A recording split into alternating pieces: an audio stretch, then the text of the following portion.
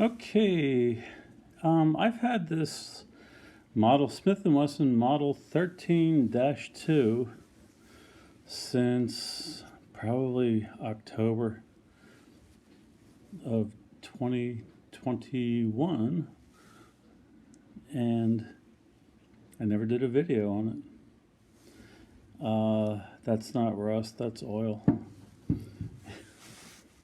Wipe that down. There you go. And I was just watching Rider's Range channel, RIDER''S range, like, you spell range. And love his videos. Good guy. Retired police officer. Motorcycle unit. Patrol car. Detective, I suppose. And just all around good guy. And I said, hey, I better do this Model 13 finally. So Model 13 is a K-frame. This has recessed cylinders, so you can, the rounds sit flush. It does shoot .357 Magnum. The barrel is pinned. Oh man, I didn't bring the box down from upstairs. Oh well. It came with the original box and all the paperwork, and it is just mint. So this was supposed to be my birthday present, and Yvonne loved it so much it just became hers.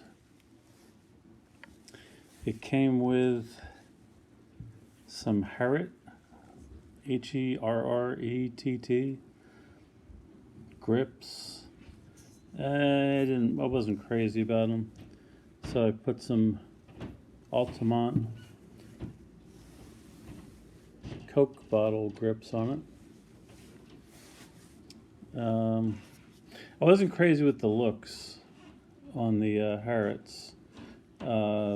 Comfort-wise, I like them better, but since it's Yvonne's gun, she liked these better. Trigger pull, now we know it's empty. Very smooth, no stacking. I mean, it's kind of short too, seems to me at least. 8.5 pounds in double action. Single action, I really don't shoot that much of, so I don't know. It's light. I'm at a loss for words. I just wanted to show this. I think the big thing with this picture, with this gun, is I bought it at the local gun shop, and I'm trying to work on the autofocus here. It automatically ruins the focus. Get that oil off there. It came with the original box. It's a blue box, has all the serial number stuff and information on the side. This is, oh boy, I think a 1980 model. I called up Smith & Wesson. I forget. It's actually marked on the box too. But there's no end shake at all. The barrel cylinder gap is nice and tight. I think that's 0.006 of an inch right on the button. Shoots super accurately. This is a very accurate gun. Doesn't have a rear sight, has the gutter thingy, which doesn't sound as glamorous as the shooting results. Man, see, I put it in a case. put this oil in, they put it in the case. And what happens is the oil creates that mottled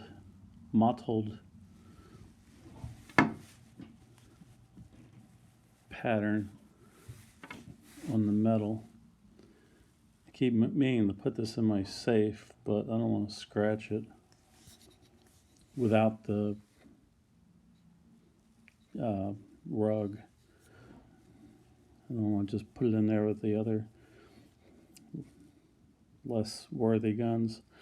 Yvonne shoots the dickens out of this thing. I mean, she is really, really accurate.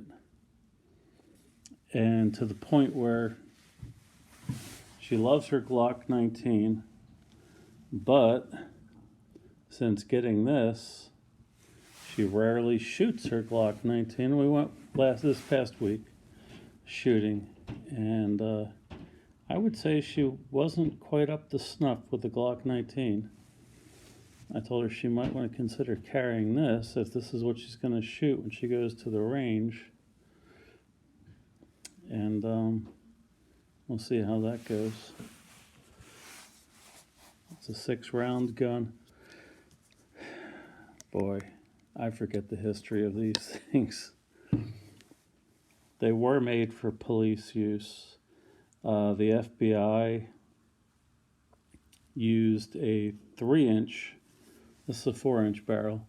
The FBI used a 3-inch version of the Model 13, and that is the revolver that Jodie Foster used in Silence of the Lambs.